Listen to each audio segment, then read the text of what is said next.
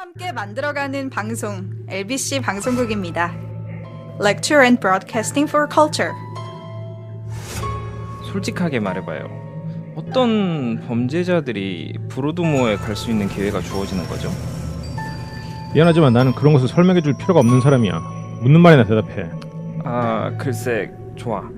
내가 만약 당신에게 진실을 말해준다면 어떨 것 같아? 물론 당신은 믿지 않겠지만 왜냐고? 이건 말이야 믿기에는 너무나도 환상적인 얘기거든. 그렇게 그 사람은 자신이 알고 있던 모든 것을 말했습니다. 오늘은 한 사람의 입에서 밝혀진 충격적인 연쇄살인에 대해서 알아보겠습니다.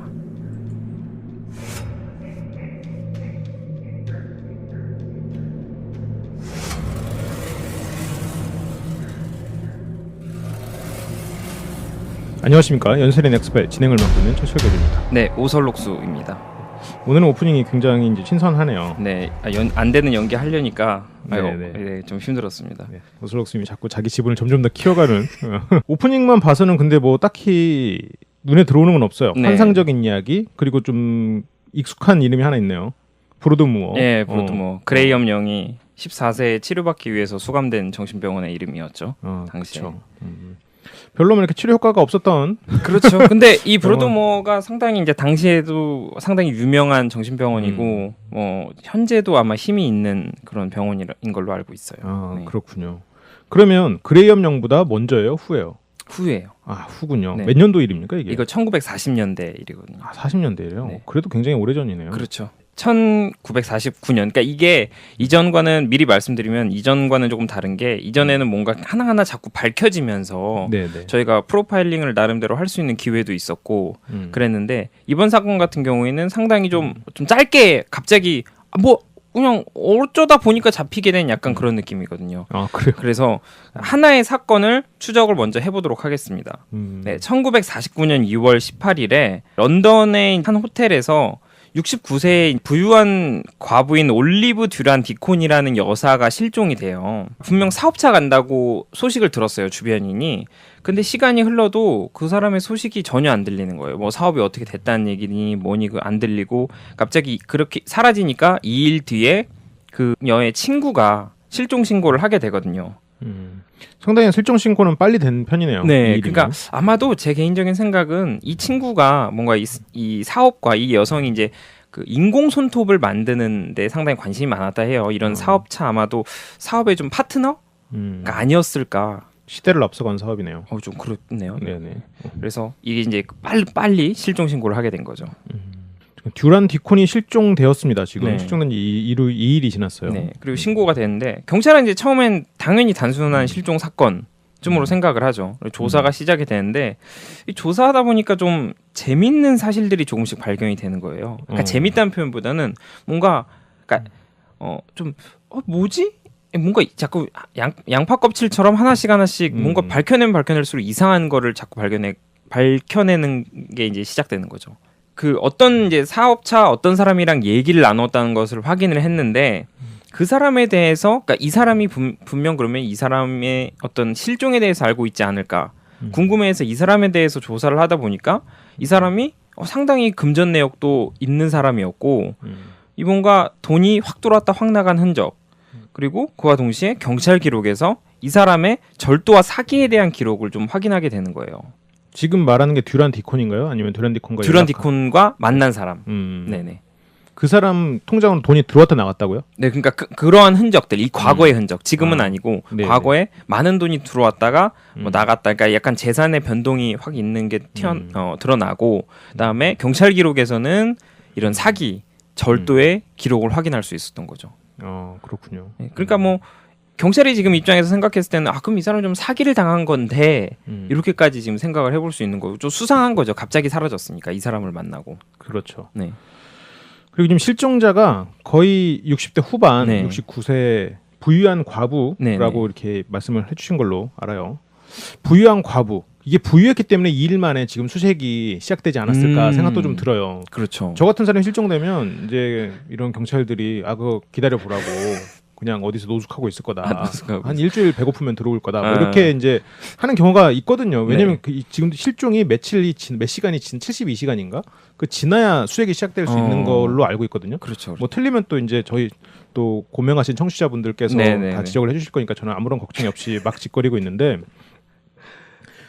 또 그런 면에서도 이 사람이 약간 이 사회, 그 사회라기보다는 이 지역에 예. 좀 인사인 것 예. 같아요. 좀 지주 같은 그런 지주 같은 뭔가 그런 많은 그 배경을 가지고 있는 그렇기 때문에 이제 경찰도 빠르게 수색이 시작됐고 네. 그리고 그런 사람이기 때문에 지금 이 범죄자가 아직은 범죄자인지 누군지 모르지만 네. 이 사람이 접근했지 않았을까? 왜냐면 여러 가지로 그렇죠. 일단 과부니까 분명히 외롭고 그리고 자기가 번 돈 있고 굉장히 돈에 대해서는 냉철한 사람이지만 네. 한편으로는 인생 자체가 외롭고 쓸쓸한 상황이었을 거란 네네네. 말이죠. 그래서 오히려 이런 사기꾼들한테 또 노출되기가 쉬운 사람이라고 경찰도만 판단했을 것 같아요. 네. 그러면 이거 지금 거래 내역이나 이런 거를만 보면 네. 실제로 이 범인에 대해서 이게 만약 범인이라는 네. 가정하에 이 사람을 밝혀내기가 어렵지 않았을 것 같은데 지금 이미 전과 기록까지 더 나왔다면서요. 그렇죠. 그러면 지금 아까 처음에 오프닝에서 말했던 우연히 잡혔다 이거랑은 좀 다르지 않나. 그래서 네. 제 추리가 틀렸다는 건 알겠는데 네, 네, 네. 도대체 뭐가 나올지 궁금합니다. 이 환상적인 건 아직 없는데 네. 뭐 이러면서 그러니까 분명히 그러면 소장님이라면은 네. 이제 뭐 정황 증거를 가지고 수색을 하실 그렇죠. 거다 그 말씀이신 그렇죠. 이제 거잖아요. 일단 사업장 네. 그리고 이제 통장 거래 내역을 통해서 이제 그 사람을 추적해 들어가야겠죠. 네. 일단 사업장부터 일단 충분히 탐문을 하고. 네. 그래서 경찰도 그렇게 생각을 해서 이제 작업장을 수색을 하거든요. 근데 이 작업장에서 이 작업장의 이 주인장, 즉 용의자로 추정되는 그 사람의 케이스, 좀 큰 케이스가 있는데 여기서 그 디쿤 여사의 코트에 대한 그 드라이 클리닝 영수증을 발견을 해요. 그리고 좀 뭔가 이상한 좀 약간 진흙 같은 물질도 발견이 되는데 이 부분에 대해서 이제 의심이 되니까 이제 경찰 이제 좀 뭔가 병리학자들에게 맡기고 예. 일단 이 뭔가 지금 영수증이라는 또 하나의 증거가 나왔잖아요. 네네. 실종과 연관돼 있는 그리고 이 뭔가 그러면은 이 사람이 뭔가 연관돼 있을까? 이렇게 의심을 하면서 이 사람을 이제 뭔가 추궁을 할 수 있는 그런 증거를 확보하게 된 거죠. 그 코트가 실종됐을 때 입고 있던 네. 코트였나 보네요. 네. 실종된 사람이 영수증을 갖고 있으니까 이상한 거죠. 그건 이상하죠. 네. 뭐 그 전에 심부름했던 것도 아니고 실종됐을 그렇죠. 당시에 옷을 그리고 드라이 클리닝까지 하고 굉장히 만약 이 사람이 범인이라면 정말 친절하네요. 그렇죠. 아무튼 좋습니다. 근데 약간 이상한 건 이 사람이 정말 친절하게 드라이 클리닝까지 했단 말이죠. 그렇죠. 근데 이게 지금 경찰 수색에 의해서 드러난 거잖아요. 네. 근데 이 사람이 바보가 아닌데 이 사람이 만약 정말 진범이라면 네. 드라이 클리닝 영수증을 빨리 없앴거나 아니면 그러지는 그렇죠. 않았거나 태웠거나 아니면 어딘가에 유기라는 게 아닌데 숨겼거나 네. 아니면 경찰이 그렇게 들이닥쳤을 때 굉장한 저항을 했거나 네. 뭐 그런 여러 가지 생각들이 드는데 그냥 그런 일이 없었나 봐요. 그러니까 되게 방관하는 느낌이 있잖아요. 네, 네. 그러니까 용의자가 경찰이 그 조사하는데 상당히 협력적이었다 해요. 뭐 찾아보세요. 네, 뭐 해서요. 영수증이 나왔네요. 근데 영수증이 나왔네요. 뭐 약간 이런 식인 거예요. 뭐 놀람도 없고 오히려 뭐 묻는 질문 같은 거에도 친절하게 다 답변을 해줬다는 표현이 맞을 거예요. 그러니까 뭐 너 디콘 여사 알지? 알죠? 뭐 너 이 사람이랑 뭐 사업자 얘기했어? 그럼 얘기했죠. 뭐 그럼 이 영수증 뭐 실종 네가 다 관련 있는 거야? 그럴걸요? 뭐 이런 식으로 다 다 얘기를 해주는 거예요. 그러니까 뭔가 전혀 이 유죄가 될 거라는 거에 대한 두려움이 없는 거예요. 그렇죠. 제정신이 아닌 사람이었을 가능성이 큰 건가요? 아니면 또 범인이 아닐 수도 있겠죠.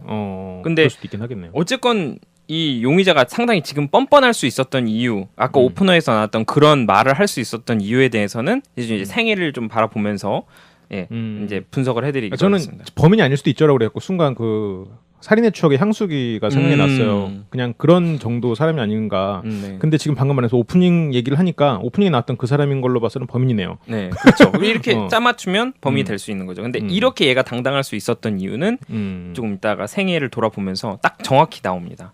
그래요. 그 부분에서 설명을 해드리기로 하고 어쨌든 이런 대화로부터 아까 이제 뭐 환상적인 얘기를 해주겠다 그랬지 않습니까? 네네. 그러니까 그렇게 그러한 대화를 통해서 놀라운 사실이 좀 발견이 돼요. 그러니까 당시에 체포했던 알버트 웹 경찰관, 즉 그러니까 오프너에서 소장님이 맡았던 그 역할의 사람이 추궁을 하니까 이 용의자가 갑자기 이 말했던 대로 자백을 다 해버리는 거예요. 경찰관 이름이 또 웹이네요. 네, 거미줄 같은. 네. 네. 그래서 이 뭐 당초에 이 사람 뭐 실종 사건, 이 디콘 여사가 실종이 됐다는 것에 대해서 알고 있었고, 이 만약에 살인 또는 이 실종과 연관돼 있을 거라고 생각했었던 용의자를 우리가 잡았다라고만 생각을 했던 경찰 당국인데 잡고 나니까 세상에 알려지지도 않았던 당시에 네. 이 존재조차 몰랐던 연쇄살인범을 잡게 된 거예요. 이게 지금 1940년대 후반의 일입니다. 그렇죠. 그렇군요. 그러니까 무슨 말이냐면 실종 사건을 조사를 하는 과정에서 한 사람을 실종과 연관돼 있을 거라 생각을 해서 잡았어요. 그리고 증거라든지 뭔가 이 사람을 추궁을 하는데 갑자기 아무 다 협조적으로 하던 용의자가 다 털어놓더니 얘가 이 디콘 여사만 관련돼 있는 게 아니라 연쇄살인범이라는 거를 알게 된 거죠. 이게 어떤 심리일까? 우리가 이런 비슷한 심리를 우리가 많이 보긴 했거든요. 네. 막 과시욕인지 아니면 이제 지친 건지 네. 뭐 여러 가지 생각했네. 그건 뭐 생애를 보면서 말해준다고 네. 하니까. 사실은 심리까지 연결될 필요가 없었어요. 아 그래요? 네, 그건 정말 뒤에 이제 정말 보면 약간 이 사람을 비웃을 수도 있을 정도. 아 그렇게 그래요? 있기 난 또 때문에. 궁금한 건 아까 물질도 뭘까? 그것도 궁금하고. 아, 네. 그럼 그래서- 몇 명이나 죽였습니까? 그러니까 희생자를 말하는데 이제 총 6명의 희생자에 대해서 이제 이 사람이 얘기를 해요. 그래서 네, 윌리엄 도널드 맥스완 1944년 9월 6일에 피살된 이 윌리엄 도널드 맥스완부터 도널드 맥스완이라는 사람 그리고 에이미 맥스완, 아치볼드 핸더슨, 로잘리 핸더슨 그리고 마지막에 올리브 헨리에타 로버트 듀란 디콘 이게 이제 1949년 2월 18일 날 피살됐다고 자기가 다 자백을 하는 거예요. 내가 이 6사람을 다 살해했다. 이게 지금 거의 5년 안에 일어난 일이네요. 그렇죠. 5년 정도 사이에 거의 6명이 죽게 살해를 했으면 매년 한 명꼴로 살해를 한 거고 그리고 지금 내가 얼핏 듣기로는 성이 같은 사람이 많은데 네, 가족들이 연결이 돼 있어요. 그러니까- 그러면 그 앞에 성에 같은 사람들은 한 날 한시에 다 살해를 한 겁니까? 아니죠. 그러니까 그렇잖아요. 네, 그 부분에 대해서 이제 생애에서 이 사람이 어떻게 했는지를 좀 설명을 해드릴게요. 그러니까 제가 지금 이렇게 말하고 나면 상당히 이전까지는 좀 달라요. 그러니까 범죄에 대한 내용이나 저희가 설명해드리는 부분이 약간 좀 정돈이 되어 있지 않은 느낌이 상당히 강하잖아요. 그리고 네. 갑작스러운 그런 범인의 자백 때문에 이 모든 것이 다 밝혀지게 되고 네. 그래서 사건을 만약에 이 사건을 애초에 알고 계셨던 분들이라면 아실 수도 있지만 처음 접하시는 청취자분들의 경우에는 뭔가 약간 추적도 시작되지 않고 뭔가 밝혀지는 게 없고 그냥 갑자기 맥이 빠지셨을 수도 있단 말이죠. 근데 그렇게 범인이 잡혀요. 어처구니 없이 스스로의 자백에 의해서. 이게 공범이면 이런 경우가 이해가 되거든요. 뭐 가문성 정신병 같은. 네. 그래서 갑자기 이제 현실로 돌아오면서 저 사람 이제 고발하기 위해서 그렇죠. 갑자기 현실로 돌아서 이런 행위를 하는 네네네. 마지막 범죄에서 이렇게 바로 자백해버리는 경우가 있는데 스스로가 이렇게 한다는 게 허탈한 이유라고 하니까 더 궁금하기도 하고 그렇죠. 또 한편으로는 혹시 이거는 말도 안 되는 예상이긴 하지만 처음 희생자의 성이 다 맥스완이었단 말이죠. 네. 그래서 혹시 이 사람의 성이 맥스완이 아닌가 처음에 자기 가족을 죽인 거 아닌가 아. 뭐 그런 생각도 좀 듭니다. 근데 네. 만약 그랬다면 그 용의선상에서 벗어나기는 쉽지 않았긴 하겠죠. 네. 그러면 이 사람은 누굽니까? 존 조지 헤이그. 아, 라는 아니군요. 사람이에요. 존 조지 헤이그. 네. 조지 헤이그라는 사람입니다. 몇 년생입니까? 예, 1909년생 7월 24일에 태어났어요. 아, 그러면 30대 중반부터 범죄를 저질러서 이제 40될 그렇죠. 때까지 범죄를 저질렀네요. 존 조지 헤이그에 대해서 네. 한번 알아보겠습니다. 그러니까 1909년 7월 24일. 그 소장님 그 링컨샤이어 기억하십니까? 아, 들어본 것 같은데 어디서 들어봤죠 우리가? 그 비버리 얼릿이 그 아이들을 이제 병원에서 죽였던 살해를 했던 그 범죄를 저질렀던 병원이 비버리 얼릿이 있었던 링컨샤이어 지역 병원이었거든요. 그렇군요. 굉장히 짧은 시간에 엄청난 수의 아이들이 죽어나갔던 그렇죠. 사건이죠. 네. 그래서 이 병원이 있었던 지역에서 태어났어요. 뭐 크게 연관성은 없지만 네, 그냥 말씀드리자면 그런 거고. 오설록수님은 굉장히 이제 영국에서 일어난 사건들을 많이 다루시네요. 상대적으로. 아, 그런가요? 이게 조사를 하다 보니까 아, 네. 네네. 네, 상당히 저도 알고 있습니다. 영국 사람들이 많다는 걸 네. 저도 알고 있습니다.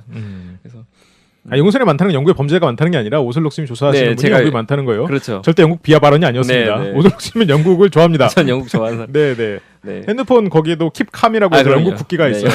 현지액 상당히 좋아. 네.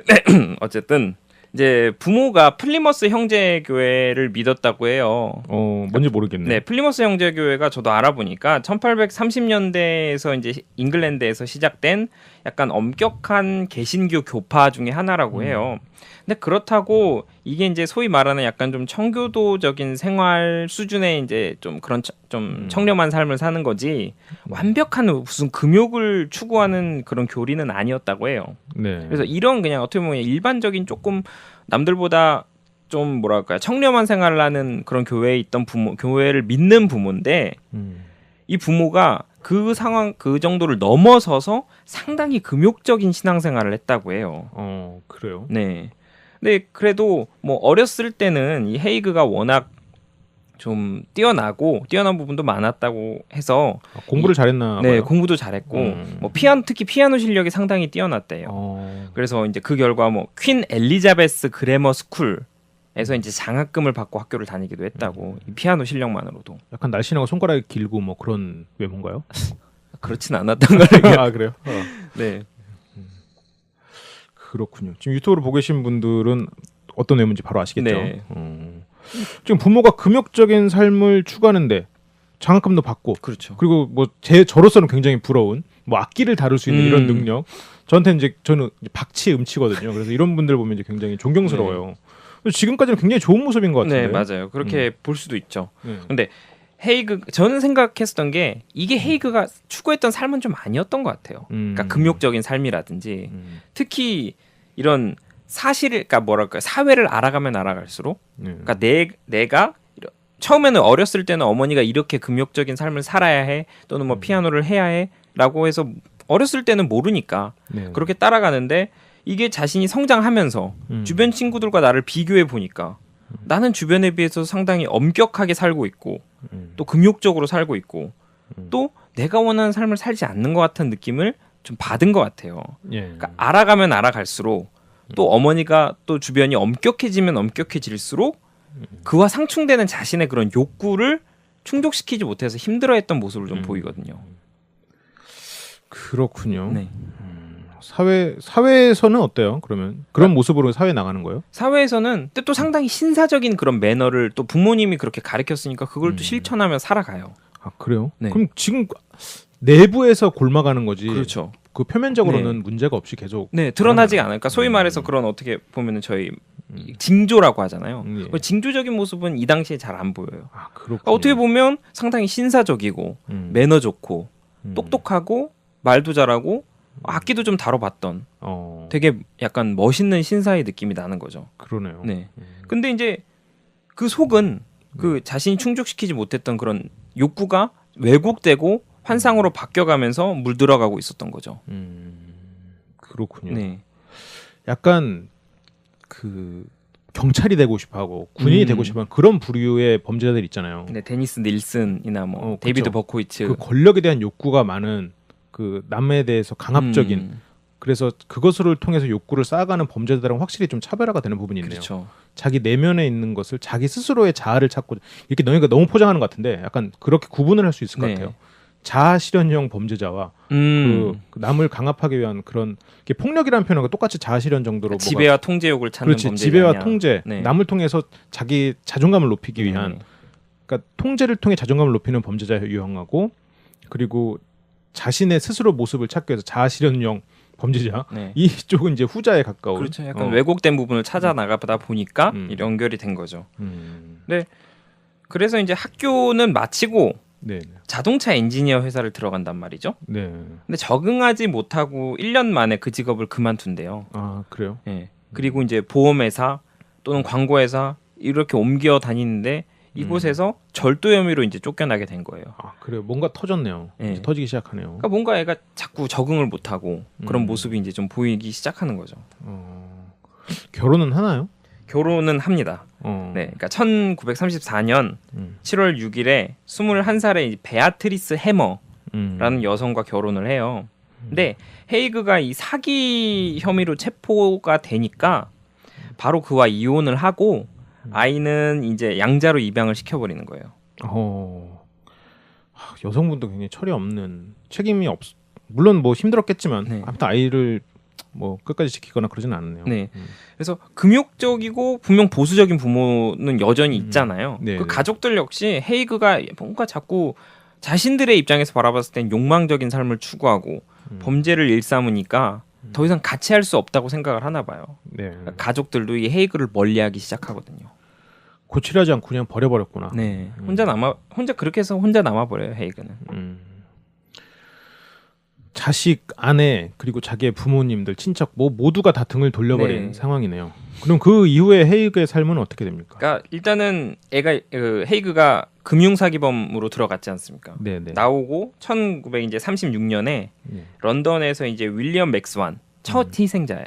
이렇게 생각하면 첫 희생자예요. 아 그래요? 네, 이 윌리엄 맥스완의 비서 및 운전기사가 돼요. 아까 맥스완이 희생자긴 했는데 첫 네. 번째 살인은 40년대에 일어났는데 이건 지금 36년 그렇죠. 정도 일이라잖아요. 그러면 아까 첫 희생자가 아까 말한 것보다 지금 거의 한 8년 정도 전에 일어났네요. 네. 그래서 맥스완이 상당히 이 헤이그에 대해서 배려도 많이 해주고 약간 좀 뭐 운전기사지만 또는 비서지만 상당히 친구처럼 대해줬다고 해요. 그러니까 뭐 친구처럼 대하고 같이 뭐 술도 많이 마시고 좀 그렇게 했는데 헤이그는 오히려 스스로 이 모인 돈으로 가짜 회사를 차려서 또 주식 사기를 하는 이런 좀 자범적인 삶에서 벗어나지 못했단 말이에요. 가짜에서 차려서 주식 사기면 자범보단 조금 더 좀 높죠. 조금 더 네. 그러니까 분명히 계획적이고 기술적인 범죄 그렇죠. 같아요. 애가 분명 보면은 절도하다가 쫓겨나고 그러다가 사기하다가 체포되고 다시 나왔는데 친구를 사귀는 것 같더니 회사를 만들어서 금융 사기를 저질러서 또 이렇게 체포가 되고 이렇게 되는 거죠. 그럼 이 주식 사기나 이런 걸로 다시 또 형을 사나 봐요. 또 형을 살아요. 그리고 이 형을 살고 있는 그 감옥 안에서 그를 살인범으로 만들고 아까 그런 당당한 태도를 가지게 만들었었던 원인인 책 한 권을 만나게 돼요.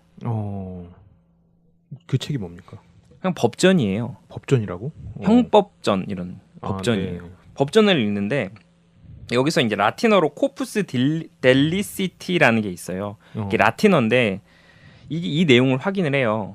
그러니까 코푸스 델리시티라는 게 뭐냐면 구성 요건에 대해서 얘기를 해요. 범죄가 되는 그 요건에 대해서 읽게 되는데 이 헤이그는 라틴어를 몰라요. 네네. 이 코푸스를 그냥 코푸스 시체로 읽은 거예요. 그 무슨 말이냐면 시신이 없으면 살인은 법적으로 인정될 수 없다라고 해석해버리게 된 거예요. 델릭티가 네. 존재하다 그걸 말하는 건가요? 그러니까 저도 이게 정확히 좀 라틴어를 검색을 해도 잘 나오진 않는데 그래서 좀 이제 구성 요건이라는 의미를 표현한다고 해요. 그러니까 구성 요건, 즉 법이 이제 형법으로 처벌받을 수 있는 법적 그런 위법이 되는 요건이라는 건데 이것을 이 헤이그가 잘못 해석해서 앞에 그냥 시체만 보고, 그러니까 네. 분명 뒤에 설명이 있었겠죠. 이 네. 부분에 대해서 시체나 시신이 없으면 이거는 법으로 난 처벌받을 수 없는 거구나. 이렇게 오해를 해버린 거예요. 그렇구나. 그러니까 네네. 그러니까 그 경찰서 안에서 그렇게 당당하고 오프너에서 제가 말했던 것처럼 내가 뭐 말해줘도 안 믿을 걸, 이거 되게 환상적인 얘기야. 근데 너 들었다고 나 체포할 수나 있겠어? 약간 이런 식으로 태도를 할 수 있었던 이유가 바로 이 책 때문이었던 거죠. 그렇구나. 이거를 예전에 한 번 언급하는 걸 들은 적이 있는 것 같긴 해요. 그래요? 그러니까 그런 바보 같은, 내가 딴 데서 들을지도 몰라요. 네네. 그런 바보 같은 범죄자가 있었다. 네. 이게 그 사건이군요. 그러니까 시체를 아까 지금 뭔가 물질 얘기를 하니까 네. 뭔가 시체를 녹였거나 뭔가 그렇죠. 그렇지 않았을까 생각이 좀 유추가 되는데 시신을 어떻게든 없애는데 그렇죠. 네. 그러니까 단순히 유기하지 않고 뭔가 확실히 없앴으니까 이렇게 지금 당당할 수 있구나. 네. 근데 실제로 이게 잘못 해석한 거라는 매우 잘못 말씀이시죠? 해석한 거죠. 그러니까 시신이 없건 뭐건 상관이 없는 거죠. 그러니까 구성 요건에 대해서 얘기를 한 거지. 그러니까 아마도 제가 생각했을 땐 구성 요건, 즉 뭐 이런 법적 증거, 위법을 입증할 수 있는 증거가 없다면 이제 뭐랄까요, 법적으로 형벌을 줄 수 없다, 처벌받을 수 없다라는 분명 그런 구절이었을 것 같은데 이걸 앞에 코푸스 시체로만 보고 시체가 없으면 범죄가 되지 않는구나. 그래서 분명히 그냥 정말 어떻게 보면 살인과는 사실 먼 그런 삶을 살았단 말이에요. 네네. 근데 갑자기 이제 살인의 눈을 뜨게 된 거죠. 이 구절을 보고. 그렇군요. 네. 내가 이렇게 형을 살 정도로 나쁜 사람이 아닌데 나를 감히 형을 살게 해? 내가 더 나쁜 짓을 했지만 나를 못 잡게 만들어줄 거야, 이런 생각을 하고 있었던 것 같기도 해요. 그럴 수도 있었을 것 같아요. 그렇게 공부를 할 거면 제대로 해야 됩니다. 사람이 그렇죠. 이렇게 어줍잖게 좀 어중간하게 아는 사람들이 입을 털기 시작하면 사회가 혼란해져요. 이게 네. 흑세무민이에요. 그래서 진짜 현자들은 말을 많이 하잖아요. 나는 그 현자가 아니니까 이렇게 말을 털고 다니는 거예요. 그러니까 내 말 이렇게 듣고 하면 이제 안 되고 네. 진짜 현자들을 찾아가십시오, 여러분. 네. 엑스파일의 오슬록수님은 현자가 맞으시는 것 같습니다. 저도 현자가 아니고 저도 말을 많이 하기 때문에. 네. 어쨌든 그래서 이제 그러면 이거에 대한 아까 소장님 말씀하셨던 그 녹인다는 거에 대한 사실 명확한 실험이 필요하잖아요. 네, 네. 그래서 이제 뭐 주변에 있는 그런 들쥐 이런 걸로 실험을 해요. 너무 이제 좀 고해지니까 네, 네. 적당히 설명을 하고 사실 그렇게 실험을 하고 그렇기 때문에 이 사람이 후에 애시드 베스 머더러, 그러니까 애시드 산, 네, 뭐 이제 욕조 머더러 살인자로 불리게 되는 이유가 되는 거예요. 그렇군요. 근데 중요한 건 어쨌건 당시엔 자범이에요. 자범은 아니지. 당시엔 금융사기범이었을 네, 네, 뿐이에요. 그리고 실제로 이 사람이 첫 번째 살인을 저지르기까지 아직 8년이나 남았죠. 네, 시간이 좀 남아 있어요. 이혼한 게 23, 4 이때고 그렇죠. 지금 다시 형을 살고 나온 게 26 이 정도인 것 같아요. 지금 30년이었으니까. 그러면 지금 아직도 8년, 7, 8년이 남은 거죠. 그러니까 1909년생이니까 43년에 이제 43년에 그 감옥에서 나오니까 네, 나이로 따지면 몇 살인 거죠? 35인 거죠. 네. 네. 30대 중반. 네, 네. 아직도 한창 뭔가 충분히 바뀔 수 있었던 그렇죠. 그런 시기였던 거죠. 근데 풀려나고 정작 얘가 한 것은 이 헤이그가 한 것은 런던의 한 지하실을 빌려서 작업장을 마련하고 엔지니어 자격을 가진 관리자를 사칭하며 준비를 마치는 게 얘가 한 일이에요. 자신이 이전에 했었던 그런 사기를 토대로 사칭을 준비하고 하나의 작업장을 만들어 놓은 거죠. 그러니까 여러모로 수완이 좋았던 사람인 것 같긴 네, 해요. 그건 맞아요. 돈을 버는 방법도 잘 알고 있었고 자신의 능력에 대해서도 잘 알고 있었고 그런 확신이 너무 지나치다 보니까 그런 실수를 한 것 같은데 그럼 다시 또 맥스완을 다 만나나요? 맥스완이 이 친구, 그러니까 되게 맥스완이라는 사람은 저는 이제 알아볼 수는 없었는데 맥스완이 상당히 좀 좋은 사람이었나 봐요. 그러니까 친구가 뭐 사기를 저질렀건 뭐건 아니면 뭐 외로운 사람이었을 수도 있겠죠. 그럴 수도 있겠네요. 근데 나오니까 이 사람을 다시 만나줘요. 만나서 둘이 펍에서 한잔 하면서 서로의 우정을 또 확인한단 말이에요. 네. 이런 과정에서 이 맥스완의 부모, 두 번째이자 세 번째 희생자인 윌리엄과 에이미를 소개받거든요. 그러니까 어머니 제 친구예요라고 하면서 헤이그를 소개시켜주는 거예요. 윌리엄의 아버지 에이미가 어머니였나 보죠. 네, 그렇죠. 그래서 근데 이제 1944년 9월 6일에 갑자기 이제 맥스완이 실종이 돼요. 네. 저희는 알고 있죠, 이제. 그게 첫 번째 그쵸. 살인이라는 걸. 그러니까 이제 어떻게 했냐? 헤이그가 그 맥스완을 런던에 이제 자기 글로체스터가에 있는 작업장으로 불러요. 그리고 거기서 사망을 하게 하고 살해를 하고 그의 시신을 처리하고 유기해요. 그리고 나서 이제 부모에게는 그 맥스완이 당시 이제 1944년이면 2차 세계 대전이 한창이잖아요. 네, 네. 그러니까 군복무를 기피하기 위해서 스코틀랜드로 갔어요라고 이제 거짓 편지를 보내요. 부모한테. 네. 그렇군요. 근데 2차 세계대전 끝나고도 안 들어왔으니까 그때부터 이제 다시 또 수색이 시작돼야 되는 거 아닙니까? 그렇죠. 안 돌아왔으니까 부모가 이상하게 생각하는 네. 거예요. 그럼 전쟁은 끝났는데 왜 안 돌아와? 하고 의아해하니까 헤이그가 약간 초조했을 수도 있고 또는 다른 목적이 있었을 수도 있지만 어쨌든 그 부부를 불러요. 그 이제 불러서 이제 초대를 하는 거죠. 내가 그럼 어떻게든지 자초지종을 설명해 드릴게요. 오세요. 작업장으로 초대를 하지만 그들은 다시 작업장 밖으로 나올 수 없었던 거죠. 그렇군요. 네. 그렇게 해서 일가족을 몰살을 시켰네요. 네, 말씀하시죠. 그 가족의 돈도 그러면 다 가진 거예요? 네, 얘는 그러한 능력을 지금까지 사회로부터 터득해 왔잖아요. 삶으로부터. 예. 그러니까 맥스완의 집 5채 그리고 당시 8,000파운드의 돈. 현재로 따지면 제가 계산을 해보니까 31만 파운드고 이게 5억 3천이에요. 현재 시가로? 네, 현재 시가로 우리나라 돈으로 5억 3천만 원의 돈과 집 5채를 가로채는 거예요. 그렇군요. 약간 좀 비슷한 냄새 나는 그 있지 않나요? 조지 조셉 스미스. 조지 조셉 스미스. 살해하고 돈을 갈취했던. 그렇죠. 네. 조지 조셉 스미스가 그 욕조 살인마 네. 맞나요? 그렇군요. 조지 조셉 스미스 그리고 홈즈 뭐 이런 사람들이 떠오르네요. 네. 저도 사실 좀 홈즈과라고 생각을 하거든요. 이 범죄자가. 그렇군요. 굉장히 그 사람의 마음이나 그리고 돈의 흐름 이런 거를 잘 아는 걸로 봐서는 이 사람이 만약 노력을 잘해서 뭔가 좀 끈질기게 이룰 수 있는 사람이었다면 그렇죠. 변호사로도 성공할 수 있었고 그런 유형의 사람이 아닌가 생각이 들어요. 그렇죠. 근데 어쨌든 그렇게 5억 3천만 원의 돈을 뭐 사업도 제대로. 근데 막상 또 근데 얘도 약간 그런 조지 조셉 스미스처럼 큰 사업을 이루는 능력은 없었던 것 같아요. 그리고 아니면 또 이런 돈이 생기니까 사실 또 너무 과감하게 투자를 했던 건지 이 또 이제 도박 또 하면서 6억 3천만 원을 다 날려버리거든요. 아 그렇군요. 네. 그래서 또 새로운 희생자를 찾아 나선 거군요. 그렇게 봐야 되죠. 네. 이 한- 재정 문제를 해결하기 위해서. 그렇죠. 한 번의 사례가 돈이 되는 걸 알았으니까. 네. 그렇군요. 새로운 희생자가 아까도 이런 성이 같았는데 네. 이것도 뭔가 한 가족을 핸더슨 부부. 핸더슨 부부군요. 네. 그렇군요. 어떤 식으로 또 접근을 일단은 합니까? 분명히 돈이 들어왔고 그럼 이전에 사실 작업장 이런 거 큰 이제 다 더 이상 굳이 필요 없잖아요. 네네. 분명히 이제 다른 데로 아마 옮겼는데 돈이 다 날아가니까 또 음. 다른 작업장을 마련하기 위해서 이제 서섹스 지역의 레오폴드에다가 다시 작업장을 만들어요. 그리고 장비들을 옮겨놓고 그래서 부부 중에 남편을 먼저 불러서 이 남편이 당시에 이 부동산 렌트를 내놨어요. 그러니까 네. 집을 이제 뭐랄까 임대 이런 네. 걸 내놓은 거죠. 또는 아예 넘겨주려고. 그래서 그럼 내가 계약을 할 테니까 와서 나랑 얘기 좀 합시다. 해서 이 작업장으로 불러서 먼저 살해를 해요. 그렇군요. 네. 처음에 작업장을 없앤고 아직 안 차렸던 걸로 봐서는 네. 자기가 이제 돈을 있으니까 더 이상 이제 살인은 안 해야지 그렇죠. 생각을 했던 네. 것 같아요. 네. 근데 역시나 돈이 또 쪼들리니까 바로 네. 또 시작을 했네요. 먼저 남편을 살해하고 그리고 아내를 불렀겠네요. 네, 아프다고. 어. 이 남편이 아파요. 당신 남편이 아프니까 와서 좀 봐주세요라고 이제 유혹해내고 그 여성마저 살해 및 유기를 한 거죠. 그렇군요. 그런 식으로 해서 또 돈을 네, 편지 그렇겠네요. 이 사람들의 편지를 위조를 해서 계약서도 위조해서 또 약 8천만 파운드의 돈과 집 그리고 재산 이런 걸 다 가로챈 거죠. 그렇군요.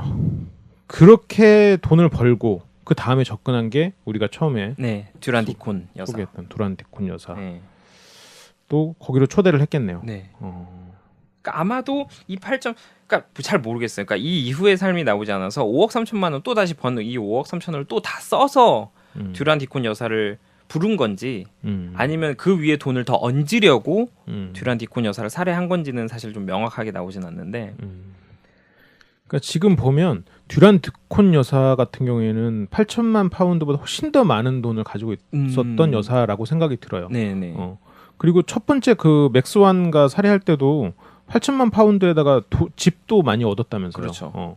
그러니까 지금 생각보다 이 두 번째 살해에서 이 핸더슨 부부를 살해했을 때 자기가 원하는 만큼의 결과물이 없었다고 생각이 들 수도 있어요. 그리고 그러다 보니까 더 큰 대상. 그렇죠. 그러다 보니까 한편으로는 더 위험한 대상이거든요. 실제로 지금 다른 사람에 비해서 지역적 영향력이 더 그렇죠. 있는 사람인 것 잘 같아요. 알려져 있는. 잘 알려져 있고 그리고 인공 손톱 제조 지금 1949년에 인공 손톱 제조라고 하면 굉장히 앞서가고 정만이 있는 사업이잖아요. 그 정도로 새로운 걸 뭔가 할 수 있는 정도면 분명히 이제 욕심을 내고 있는 상황이 아닌가 생각이 좀 드네요. 그러면 그 분을 녹이고 네. 그리고 이 코트는 또 드라이 클리닝 맡긴 거예요. 왜냐면 어차피 시신은 없으니까 뭐 증거가 여기 있건 증거를 뭐 내가 갖다 주건 나는 잡힐 거 없다. 나 안 잡혀 이렇게 생각을 한 거예요. 아 그렇군요. 귀중품은 다 뺐나 보네요. 코트도 비싼 그렇죠. 거였으니까. 코트 뭐 귀중품 이런 거 이제 뭐 해놓고 뭐 근데 그러니까 이건 이제 귀중품을 뺀 건 그거죠. 이제 뭐라 그러죠? 이거를 숨겨서 나의 죄를 감추려는 게 아니라 이걸 팔아서 돈으로 바꿔야지. 그 목적이었던 거죠. 그렇겠죠. 네. 아주 알뜰하네요. 네. 아무튼 그렇게 해서 잡혔군요. 네. 어이가 없습니다. 네. 잡히고 나서 아까 말했던 그 라티너 표현 이제 코프스 델리시티를 가지고 이제 나는 봐봐라 범죄 구성 요건에 절대 해당되지 않아 이렇게 얘기를 하는 거예요. 정작 근데 그는 이제 사채로 그 뜻을 받아들여서 그렇게 잘못 해석을 했는데 그리고 중요한 거는 여기서 핵심은 경찰이 아무리 뒤져봐라 너넨 절대 시신 못 찾는다라는 확신이 있었기 때문이에요. 그러니까 자백까지 다 해버린 거죠. 친절하게. 진짜 친절하네요. 네. 알뜰하고 친절하고 아무튼 코프스 델리티 이 단어에 대해서는 저희가 라틴어를 잘 모르기 때문에 네. 잘못된 발음일 수도 있어요. 네. 그 부분에 대해서는 좀 이해를 해주십시오. 혹시 라틴어 아시는 분들은 한글로 유튜브 댓글로 좀 달아주시면 저희가 정정 방송을 할 수 있도록 하겠습니다. 그래요. 사체가 없다. 죄가 되지 않는다. 그렇죠. 내가 웃기는 고로 내가 논리네. 자백을 해도 음. 시체는 없기 때문에 고로 난 죄가 될 수 없다. 어. 사실 얼마나 탄탄한 논리입니까 이 사람 입장에서는. 어이가 없네요 정말. 수사와 재판 과정도 듣고 싶네요. 네. 그러니까 그래도 음. 중요한 거는 이 설령 그게 맞다 해도 음. 수사와 재판 중에 이 병리학자 케이시 신슨 박사가 그 물질, 아까 나왔던 그 물질에 대해서 조사를 해요. 예. 그 안에서 세 사람의 것으로 추정이 되는 담석을 발견해요. 담석이요. 네, 신체 일부를 찾아낸 거죠. 그렇군요. 그리고 디콘 여사의 틀니 또 발견해요. 이미 증거는 사실 다 확보된 거예요. 그렇죠. 자백까지 덧붙였으니 완벽하네요. 네, 이 사람들 뭐 큰일 난 거죠. 참 한편으로는 굉장히 멍청하네요. 그렇죠. 시체가 없다고 해도 이렇게 지금 담석에다 신체 일부들을 다 네. 남겨놓은 상태에서 어떻게 이렇게 저렇게 당당한 생각을 할 수 있었는지 이게 확실히 현실 감각에 무뎌지는 것 같아요. 네. 이런 식이 되면. 그러니까 분명히 자기가 예상했었던 건 음. 경찰이 자백을 해도 얘를 잡을 수가 없어. 음. 풀어줘야겠어. 이건데 네네. 예상대로 진행이 되지 않는 거예요. 새로운 탈출구를 모색해요. 어떻게 모색하시겠어요, 소장님? 지금 워낙 사례가 이런 이제 뭐랄까요? 이런 자기가 유죄로 받을 때 네. 연쇄살인범들이 택했었던 많은 선택지들이 무조건 있잖아요. 정신 이상으로 몰고 가야죠. 뭐 이거는 다들 그랬어. 난 네. 정신 이상이었고 거기 더 나아가서는 내 안에 다른 사람이 있어. 네. 또 이렇게 그거 정신 분열은 2명으로 안 끝났는데 그러면 또 새로운 사람이 나타났어. 뭐 이런 거 필사이드 하잖아요. 교살자. 네. 그렇죠. 보통 이제 그런 식으로 탈출구를 모색하는 그렇죠. 경우가 많죠. 그래서 사실 아까 또 이제 그런 첫 번째 오픈화에서 나왔었던 어떻게 해야 브로드모어 가냐 그런 질문을 이제 교도관들에게도 하기 시작해요. 네. 그러고 나서 이제 갑자기 나 뱀파이어 같은 사실 흡혈 충동이 있어서 이 사람들을 살해한 거야. 뭐 그런 얘기를 해요. 이 부분은 이제 그 서프라이즈에서 이 내용을 좀 차용하거든요. 서프라이즈에서 한번 나왔군요. 그리고 뭐 자신의 그런 소변을 마셔가면서 막 정신 이상을 주장하는 거예요. 소변을 마시는 정신 이상. 애썼네요. 근데 뭐 배심원 입장에서는 더군다나 얘는 또 상습 사기꾼이에요. 그러니까 뭐 어떻게 보면 얘가 다 저질렀던 그런 범죄에 대한 업보를 그대로 받은 거죠, 뭐. 그래서 너무 바보 같은 짓을 하는 것 같아요. 이미 자백 다 해놓고 이제 와서 자기 뜻대로 세상이 돌아갈 줄 알았나 보죠. 그래서 이 극악한 범죄에 대한 유죄 판결이 나기까지 단 13분밖에 걸리지 않았습니다. 13분이요? 네. 속전속결이 엄청나네요. 근데 뭐 헤이그는 이후에 이런 내용에 대해서 후회를 했다 하는 이제 뭐 그런 얘기가 있는데 1949년 8월 6일 감옥에서 이제 교수형으로 인생을 마감합니다. 후회한 거는 드라이클닝 한 거를 후회하겠죠. 팔지도 못할 거 드라이클닝 했으니까. 네. 이런 사람들이 후회해봤자 뭐 얼마나 후회했겠습니까? 아무튼 금전에 대해서 끊임없는 욕구 그리고 그 결과가 오늘 범죄에 대한 또 키워드인 것 같아요. 그렇죠.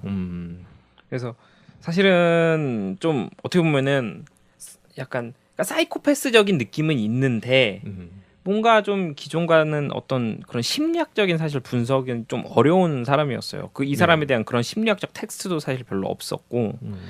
근데 생각을 해보면 좀 첫 번째는 부모가 두 가지로 좀 말씀을 드리려 해요. 첫 번째는 이제 부모가 강요했었던 그런 금욕적인 삶의 어떻게 보면 결과물도 있지 않았을까라는 생각을 해요. 그러니까 저희가 좀 에드워드 게인, 그러니까 그 연쇄살인 헤럴드 셰터의 연쇄살인범 파일에 나오는 그 에드워드 게인. 우리가 에드워드 게인을 따로 다루진 않았죠. 네, 다루진 않았어요. 사실 연쇄살인범이라고 보기엔 좀 약간 좀 애매한 또 측면이 있어서. 그리고 또 윌리엄 하이렌스 이런 사람들을 보면 다 부모들이 좀 금욕적인 삶을 살았거든요. 그리고 또 이런 자신들의 욕구에 대한 호기심을 어떻게 좀 해소를 해주고자 합리적으로 해결을 해주고자 잘 해주지도 못했고 그 호기심에 답변을 제대로 해주지 못했어요. 그러니까 제 개인적인 생각은 그런 호기심, 애들이 갖고 있는 호기심에 대한 명확한 해소 그리고 설명도 없이 또 그러한 경험도 제공해주지 못했었던 그들이 아까 소장님 말씀하신 대로 자아는 실현하는데 그 욕구에 대한 자아는 실현하는데 그걸 왜곡되고 자신만의 환상된 시선으로 사회를 바라보고 그런 환상을 실현하려다 보니까 이 사회 속의 괴물로 자라나게 된 게 아닌가라는 생각을 좀 해봤어요. 이게 그 강요하고 금욕적인 삶을 요구하는 거 있잖아요. 네. 부모님들이 자식한테 이렇게 하는 게 나는 틀렸다고 생각은 안 해요. 맞아요. 근데 이제 그런 경우는 있죠. 이제 자식이 팔각형이에요. 네. 그러면 부모가 이렇게 좀 해가지고 원으로 만들 수 있어. 그래서 어느 정도 좀 깎여 나가서 그 친구가 원으로 해서 둥글둥글하게 살아가는 사회의 틀에 맞춰서 그게 어떻게 보면 그 친구 있으면 행복할 수 있어요. 네. 근데 얘가 별 모양이었다고 생각하면 네네. 그 모서리를 다 깎아내야 되는 거야. 그렇죠. 그럼 남는 게 없어. 그러니까 그러니까 이런 팔각형이었다가 원으로 살아온 부모 입장에서 별을 있는 자식을 보면 감당이 안 되는 거야. 근데 그건 교육 방식이 그래서 과거의 교육 방식이랑 요즘 교육 방식이 많이 다르잖아요. 예전에는 때리면 됐거든. 예전에는 이렇게 그러면 별이 이렇게 꼬부러져. 네. 그래서 원으로 알아서 이렇게 맞춰지는데, 그러니까 물론 그러니까 그게 잘못된 거지. 네. 그러니까 별도 있고 네모도 있고 이렇게 살아가는 게 어떻게 보면 우리 삶인데 부모 입장에서 그게 굉장히 힘든 일이거든요. 네. 그렇기 때문에 지금 이런 금욕적으로 자식들을 가르치는 게 편해. 국가에서 국민을 다루는 것도 그 편한 일이잖아요. 그렇죠. 그냥 국민들이 개인의 개성이나 살려가면서 스스로가 살 수 있게 만들어주는 국가는 국민도 그렇고 국가도 그렇고 굉장히 세련돼야 되거든요. 네. 근데 그렇지 못하고 우리나라 얘기하는 거 아니에요. 네네. 촌스러운 국가들은 그러니까 그냥 막연하게 본건이냐 그렇죠. 현대냐의 입장으로 말씀하시는 거죠. 뭐. 그렇죠. 그러니까 네. 그러니까 공포로 다스린단 말이죠. 그렇죠. 공포로 다스리게 되면 다스리기가 쉬워. 그렇죠. 그리고 뭔가 자식들이 잘 자라는 것 같아. 내 말을 잘 들으니까. 근데 실제로 그거는 대물림되는 공포에 나도 그렇게 했으니까 그 공포로서 이 사람이 스스로 생각하는 기회를 잃는 거거든요. 근데 어느 순간 나한테 공포를 주던 사람들이 다 사라졌다. 그리고 내 주위에 아무도 없다 됐을 때 깎여 있던 자신에서 다시 그거를 채워나가는 거야. 그렇죠, 그렇죠. 그런 것들이 그러니까 금욕적인 삶을 요구하는 부모님들의 의견도 맞는 부분도 충분히 있고 네. 그리고 이런 종교적인 것도 긍정적인 면이 많겠지만 개 중에 그런 것들을 끝까지 책임지고 그러니까 그런 공포로 다스려서 이 친구를 옳게 했을 때는 그 친구의 공포 이외의 삶을 살게 됐을 때 그 공포가 왜 필요했고 네가 이걸 통해서 이걸 얻었고 이제부터는 네 삶을 살아라는 이런 연결고리가 있어야 되는데 그게 없어진 거야. 그렇죠. 적절한 좀 어떤 해소, 설명 이런 게 있어서 자연스럽게 뭔가 넘어갈 수 있어야 하는데 사실 그렇지 못했던 게 좀 크죠. 그리고 그런 것 같아요. 네. 두 번째는 이제 돈. 아, 그렇군요. 여기 빼놓을 수 없는 키워드인 것 같아요. 돈. 그러니까 이것도 좀 어린 시절을 통해서 많이 바라봤는데 돈이 그렇게 중요하지 않았던 부모란 말이에요.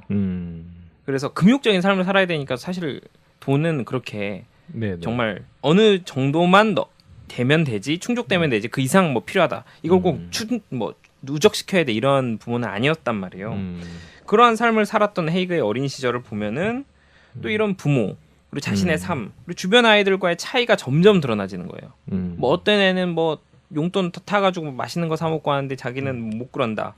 아마도 이 돈에 대한 중요성을 몸으로 좀 먼저 배우게 되지 않았을까라는 게 커요. 첫 번째랑 같이 해석해 보면 이런 거에 대한 필요성을 사실 부모님이 명확히 해소해 주지도 못했고 그러다 보니 몸으로 먼저 배우고 그렇게 선택한 게 돈을 모으기 위해서 절도를 한다거나 금융 사기를 저지른다거나 하는 것밖에 없었던 거죠. 그렇군요.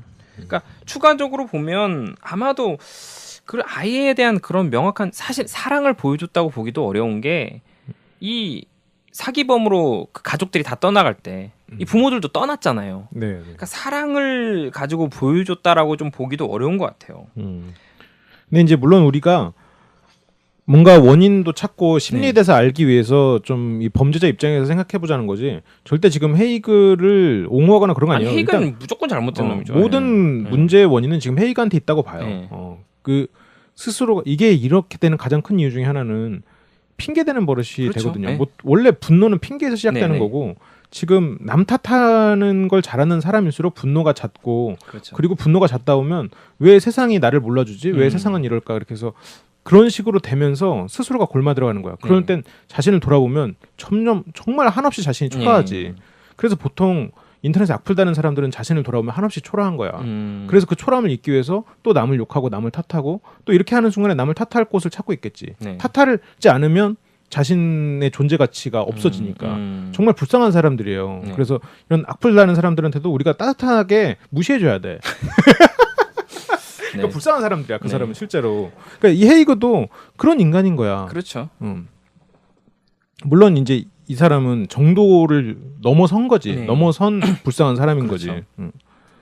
그러니까 아마도 헤이그도 그러니까 뭐 굳이 내가 부모의 사랑을 뭐 갖기보다는 어차피 내가 딱 보니까 돈을 가지고 있을 때 사람들이 나한테 집중되는 거 보니까 나한테 필요한 건 돈이다 이렇게 생각을 했었던 것 같아요. 그러니까 뭐 아마도 어떻게 보면은 그래서 더군다나 뭔가 이 친구가 자신이 뭔가 뭘 해야 하지? 내가 어떤 걸 해야 하지도 찾지도 못하는 상황에서 돈은 당장 필요하니까 아마도 더 그런 쪽으로 빠지게 된 것 같아요. 그러니까 회사에 적응하지 못하고 나온 것도 얘가 스스로 자기가 원했었던 일이 아니었지 않았나라는 생각도 좀 해봤습니다. 그리고 이런 사람들의 성격은 무슨 일을 해도 자기가 원하지 않는 삶이었다고 그렇게 또 말을 해요. 말을 할 수도 있죠. 네. 그래서 과거에 예를 들어서 뭐 피아니스트가 되고 싶었다. 네. 만약 자기가 정말 피아니스트의 길을 갔잖아요. 네. 나는 수학을 잘했었는데 내가 굳이 돈도 못 버는 피아니스트 해가지고 그렇죠. 괜히 어렸을 때 피아노 가르친 또 부모님 또 원망합니다. 음. 그렇다고 또 수학자로 했잖아요. 수학자로 적응 못해. 어릴 때 피아노 잘 쳤는데 피아니스트가 만들어놔 주지. 피아니스트 뭐 지가 노력 어차피 다 노력해야 되는 거거든요. 그렇죠, 그렇죠. 운동선수 하면은 운동하면 편하다 그러잖아요. 얼마나 힘든데 그럼요. 운동선수 굉장히 머리 좋은 사람들이고 노력 엄청난 노력의 결실인 그럼요. 사람들이에요. 뭐 요리사들도 어디서든 간에 두각을 나타내는 사람은 다 노력하고 끈질기고 그런 사람들 열정을 가진 맞아요, 사람들이에요.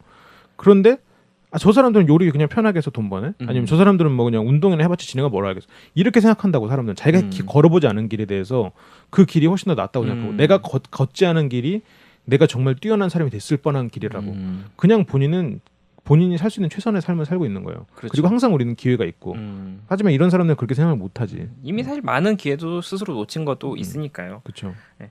그래서 나름 이런 좀 분석에 대한 근거는 좀 그 프로이트적 시각에서 좀 리비도의 역행에 따른 좀 순차적인 생각을 해봤어요. 리비도의 역행이라고 하니까 굉장히 좀 그러네요. 그렇죠.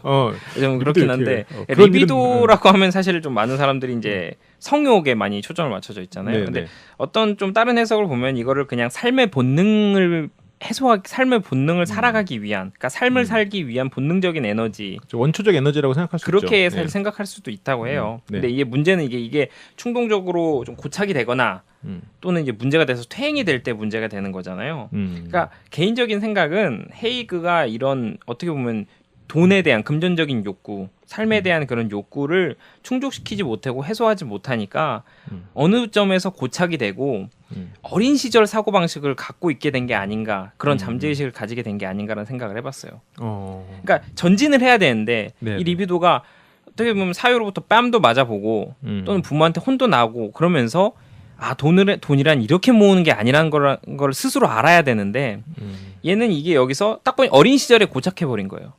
어린 시절 멋모르면 절도하던 심리에서 멈춰버린 게 아닌가라는 생각을 좀 해봤어요. 그래서 좀 두 가지 측면에서 아까 말씀을 드렸던 거죠. 좀 쉽게 말을 하면 어릴 때 장난도 좀 쳐보고 그렇게 살았어야 되는데 그런 걸 못하다가 사회에서 덜컥 모든 족쇄가 풀리니까 그렇죠. 다시 어린 시절에 그런 충동이나 이런 것들이 더 제어하지 못하고 더 커지게 되었다라는 말씀을 하시는 것 같아요. 그렇군요. 다양한 시각 그리고 저의 좀 잡설이 좀 길었던 것 같은데 네. 재밌었습니다. 아닙니다. 잘라버려야지. 그럼 마지막에 정리 좀 해주실 수 있을까요? 그러니까 보면은 그가 취하고자 했었던 이의 그런 내용들을 잘 보면 이제 또 그가 돈을 얻기 위해서 계획살인을 하고 모든 것을 계획하고 이 하나의 변수들을 통제함으로써 뭐 어떤 성적인 만족을 추구했다 이런 게 아니라는 거예요. 그냥 이익을 추구했었던 거예요. 그래서 분명 그 시초는 아까 나왔던 그런 잘못된 지식의 습득에서 시작이 됐다는 거죠. 그러니까 만약에 그가 스스로가 제대로 삶을 살거나 뭔가 하물며 법률만이라도 제대로 이해를 했으면 적어도 6건의 살인은 일어나지 않았다는 거죠. 그렇죠. 네. 이게 한편은 자만했기 때문에 일어나는 일이야. 그렇죠. 딱 그 라틴어 딱 보고 그래 이건 딱 이거 이렇게 되니까 실제로 사람들은 거기서 한꺼풀 더 들어가서 깊이 있게 보는 그 한 걸음이 굉장히 어려운 거거든요. 어렵죠. 네. 근데 자기가 한 번 보고 다 아니까 나는 다 알아 이렇게 돼버린다고요. 근데 그 미묘한 차이에서 우리는 전문가가 되는 거기서 길이 나오고 거기서 이제 지식이 나오는 건데 그렇죠. 사람들은 그냥 남들이 하는 말 듣고 마치 자기도 아는 척. 그래서 이제 좀 우리 같은 이제 좀 지식인들은 네. 좀 사자를 바로 구분할 수 있습니다. 네. 제가 사자입니다.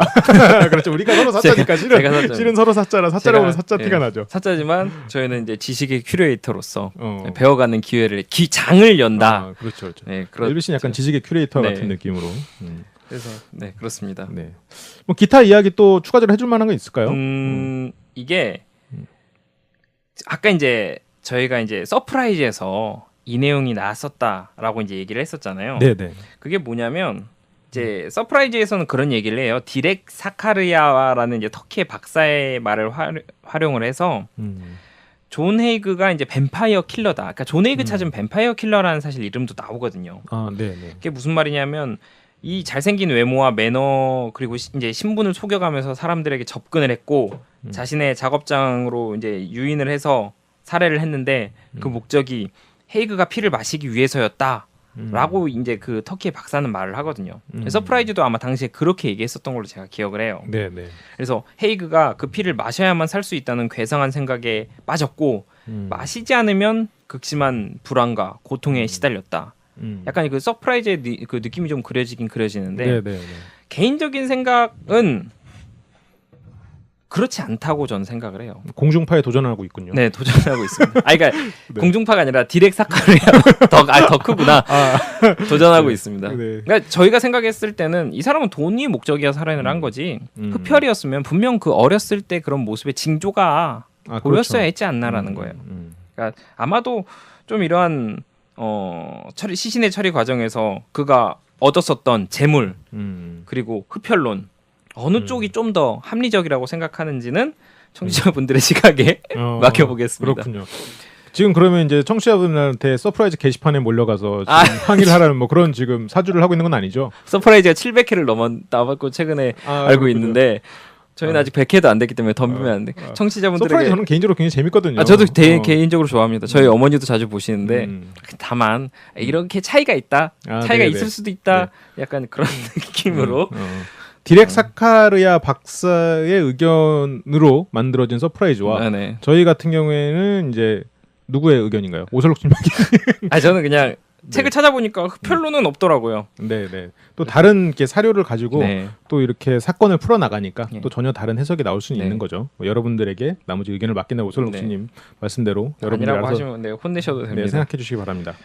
그다음에 또 하나의 얘기는 아까 소장님이 말씀하셨던 부분. 그러니까 저는 사실 좀 분석하는 입장이 좀 많이 역사의 이프를 추가하는 얘를 이렇게 했으면이라는 사실 분석을 많이 하고 소장님은 그래도 덧붙여서 사회가 뭐 얘를 못 잡아줘도 그래도 얘 자체가 이 개를 이미 날린 놈이야 라는 사실 시선이 강하잖아요. 네네. 그래서 제가 생각을 해보니까 이 심리학적으로 귀인이라는 단어가 있더라고요. 네. 그러니까 내부적 귀인과 외부적 귀인 이로부터 이제 오류가 좀 발생을 한다 하면서 예로 드는 게 내가 길을 가다가 넘어지면 돌부리에 걸려서 넘어지면 나는 돌부리를 먼저 바라본다는 거예요. 네. 그래서 이게 이제 외부적 귀인으로 보는 건데 다른 사람이 돌부리에 걸려서 넘어지는 걸 내가 보면 내가 보는 건 돌부리가 아니라 사람을 본다는 거예요. 그러니까 무슨 말이냐면 내가 당하는 입장에서는 외부의 입장으로 시선으로 보게 되는 게 맞는데 그리고 그게 대부분의 연쇄살인범들이 보는 시각이었고 귀인이었고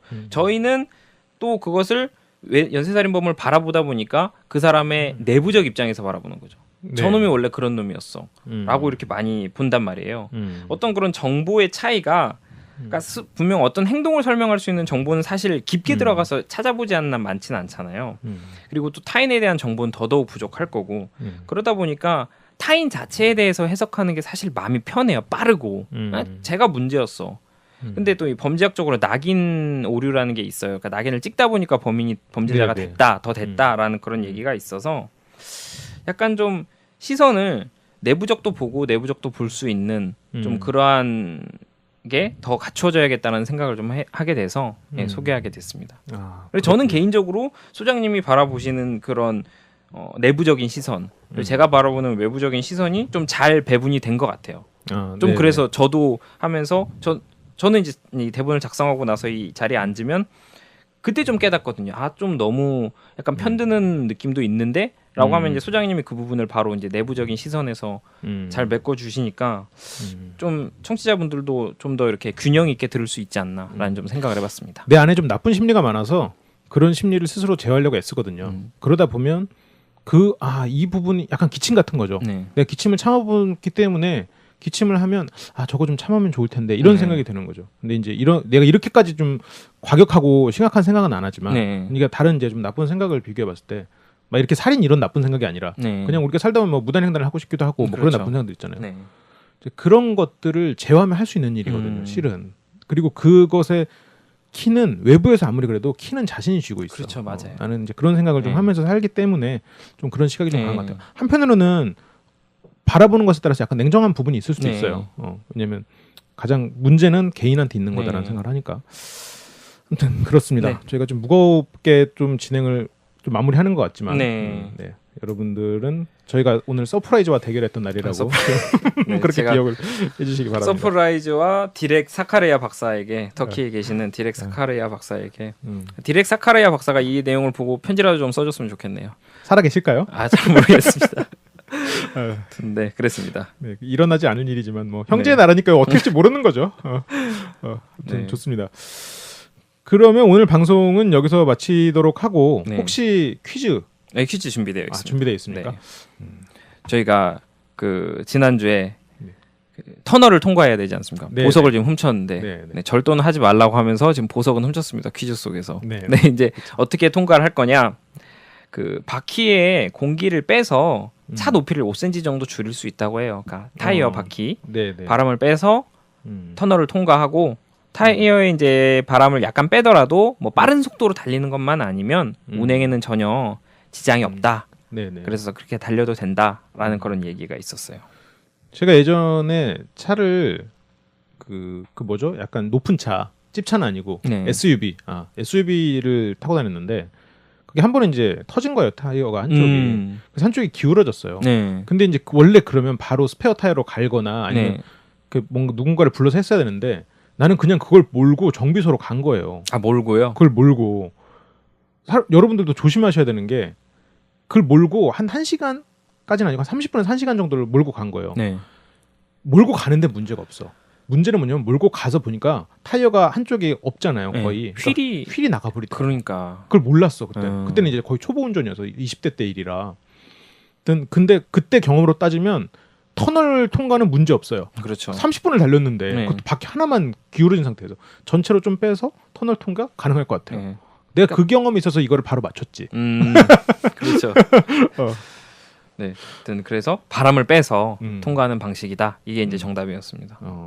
그렇군요. 네. 저는 또 생각했던 것 중에 하나가 트럭 뒤에 보석을 네. 트럭 앞으로 놓고 그걸 밀고 나가도 되지 않을까 했는데 오슬로스님이 그 얘기를 하더라고. 네. 보물 치우면 안 된다고. 네, 보물은 치우면 안 돼요. 네. 그렇죠. 손때가 붙기 때문에 그렇죠, 보물은 치우면 안 됩니다. 그렇죠. 네.